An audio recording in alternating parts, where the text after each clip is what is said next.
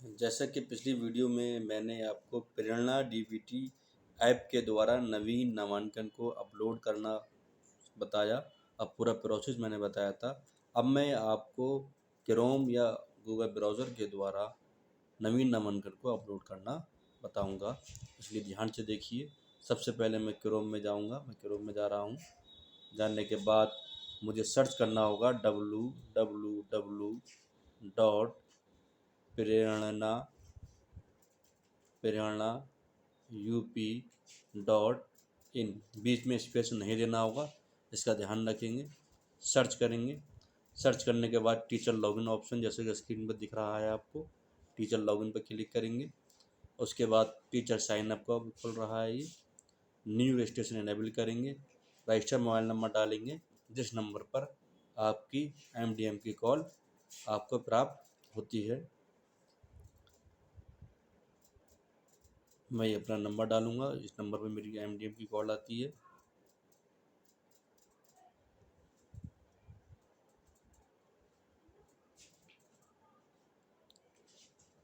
Network issue की वजह से कभी कभी प्रॉपर काम नहीं करेगा, तो आप परेशान ना होइए। टीचर लॉगिन के बाद में नंबर डालेंगे, फिर नंबर वेरीफाई करेंगे आप। वेरीफाई करने के बाद सेंड OTP करेंगे। सेंड OTP आपके रजिस्टर्ड नंबर पर जाएगा और फिर OTP आप यहाँ पर दर्ज करेंगे। OTP बहुत ध्यान से डालेंगे, 4 अंकों का होगा।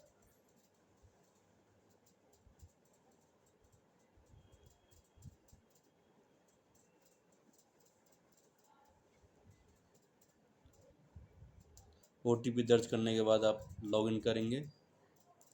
लॉगिन करने के बाद में स्क्रीन दिखेगी, you are already log in with another device, okay कर देंगे। Do you want to log out, okay कर देंगे।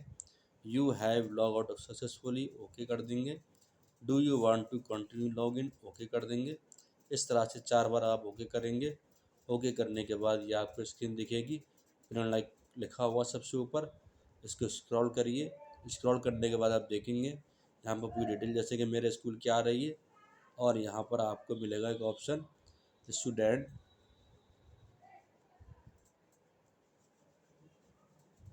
ट्रांसफ़र का मिल रहा है, स्टूडेंट रजिस्ट्रेशन का मिल रहा है। ये देखिए, जैसे मैंने स्टूडेंट रजिस्ट्रेशन का ऑप्शन क्लिक किया और ये लिख के आ गया छात्र छात्रा का पंजीकरण। यहाँ से शुरू करेंगे हम। विद्यालय की जानकारी पूरी लिखी हुई होगी इसके अंदर। जिस क्लास में हमें एनरोल करना होगा, यहाँ से क्लास सेलेक्ट करिए। जैसा कि मेरे यहाँ बच्चा कक्षा 1 का बच्चा है, ये क्लास फर्स्ट चूज़ करूँगा मैं। देखिए लिखा हुआ है कि बच्चे का आधार सिर्फ 3 ऑप्शन ही मिलेंगे, आप 3 बार ही आप प्रयास कर सकते हैं। और यहाँ सबसे पहले डालेंगे आप प्रवेशांक, जो बच्चे का प्रवेशांक होगा। प्रवेशांक जो आप बच्चों को यूनिक नंबर देते हैं कि अपना रजिस्टर का, वो नंबर डालेंगे। प्रवेश तिथि, जिस डेट में बच्चे का अपना एडमिशन किया है वो डेट डालेंगे यहाँ पर। उसके बाद छात्र छात्र का आधार बना है या नहीं, अगर बना है तो ठीक है, नहीं बना है तो आप नहीं कर देंगे। जैसे कि मेरे यहाँ जो बच्चा फिल कर रहा हूँ उसका आधार नहीं बना है, तो मैं नहीं पे क्लिक करूँगा। और नहीं पे क्लिक करने के बाद में छात्र छात्रा का नाम डालूँगा मैं। नाम जो भी लिखेंगे आप ध्यान रखेंगे, कैपिटल में लिखेंगे और इंग्लिश में लिखेंगे, इसका ध्यान रखेंगे। नाम मैंने डाल दिया है, ये फीमेल है। जेंडर चूज़ करेंगे आप यहाँ से। जन्म तिथि बच्चे का डालेंगे यहाँ पर। जन्म तिथि या जो भी डेटा आप इसमें फिल करेंगे बहुत ध्यान से करेंगे, क्योंकि एडिटिंग बाद में नहीं होगी, इसलिए सुकून के साथ करेंगे। ये मैंने बच्चे की डेट ऑफ बर्थ डाल दिया यहाँ पर।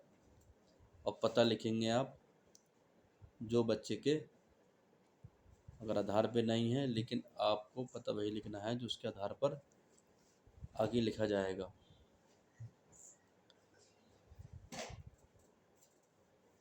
क्योंकि अगर इस बच्चे का आधार नहीं बना है तो आपने नहीं लिख दिया तो कोई बात नहीं, लेकिन पता आप ध्यान से लिखेंगे। उसके बाद ये पूछ रहा है कारण, यदि छात्र छात्रा का आधार नहीं बना है, क्योंकि मैंने पहले देखिए मैं आपको दिखा दूँ, मैंने यहाँ नहीं चूज़ किया है। नहीं चूज़ करने के बाद में यहाँ देखिए रीज़न पूछ रहा है, ये सेलेक्ट में जाऊँगा मैं। और आधार बनने की प्रक्रिया में है या आधार नहीं बना है, तो बच्चे का आधार नहीं बना है लेकिन प्रक्रिया में है मेरा, क्योंकि बच्चों को पर्ची मिल गई है स्लिप, और बच्चे का यहाँ मैं लिखूँगा फिर एनरोलमेंट नंबर जो मेरे पास मुझे प्राप्त है। इसका ध्यान रखेंगे, नंबर जो भी डालेंगे आप बहुत ध्यान से डालेंगे, कोई नंबर ऐसा ना हो, कोई अंक ऐसा ना हो जो रह ना जाए, नहीं तो ये फिर वेरीफाई नहीं करेगा, प्रॉब्लम पैदा करेगा आपको। पिता का नाम लिखेंगे, पिता के नाम की स्पेलिंग जो आपके बच्चे ने आधार दिया होगा उसके हिसाब से लिखेंगे।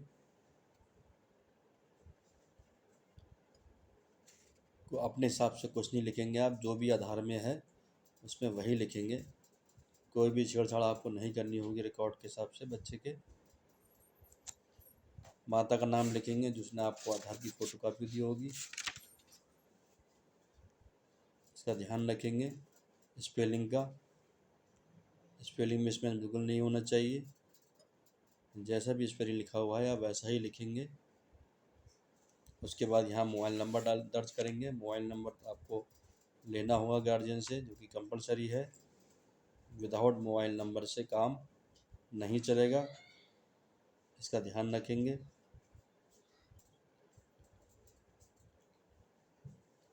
मोबाइल नंबर और देखिए अन्य जानकारी खुलेगी, यहाँ उसका रिवीजन सर्च करेंगे आप, आ रहा है।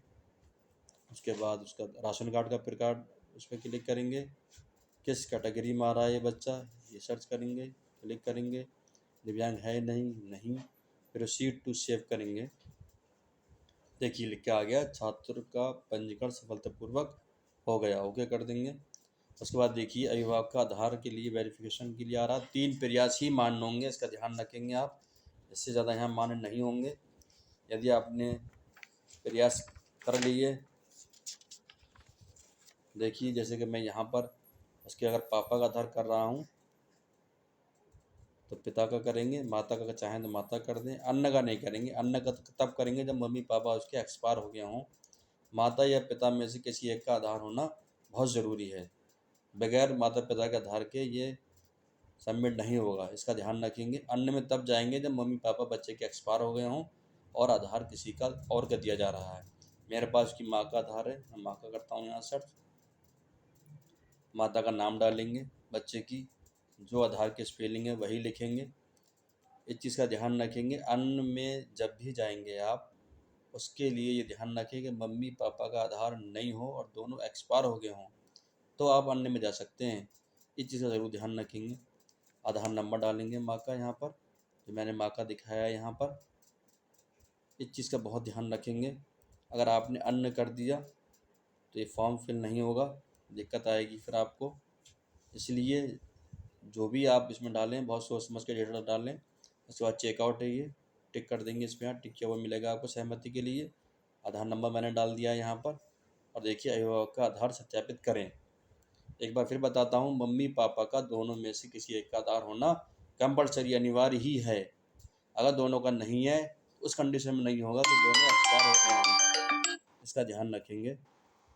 अभिभावक का आधार सत्यापित करने, देखिए मैं कर रहा हूँ, अगर सही होगा। देखिए अभिभावक का आधार सत्यापित नहीं हुआ है, ये मना कर रहा है मुझे, कहीं कोई समस्या है इसके अंदर। तो अब मैं यहाँ माँ का आधार सत्यापित नहीं करूँगा, अब मैं यहाँ पिता का कर लेता हूँ, क्योंकि मेरे पास दोनों आधार हैं।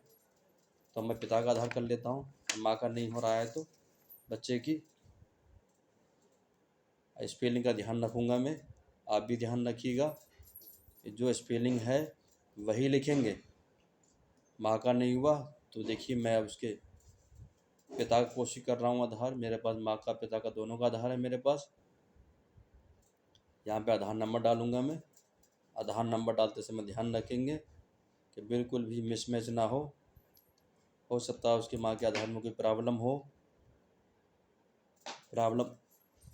प्रॉब्लम होगी इसलिए नहीं हुआ होगा वो, कोई दिक्कत नहीं है। मैं बच्चे का पिताजी का यहाँ पर कोशिश कर रहा हूँ दोबारा करने की, क्योंकि चांस मेरे पास कम है, इसलिए मैंने यहाँ बच्चे के पिताजी का नंबर डाल दिया है आधार का। ये वेरीफाई करूँगा मैं, ये देखिए अगर ये सब देखिए ये सही है, अभिभावक का आधार सफलतापूर्वक सत्यापित हो गया। इस तरह से देखिए मम्मी का नहीं हुआ लेकिन पापा का हो गया।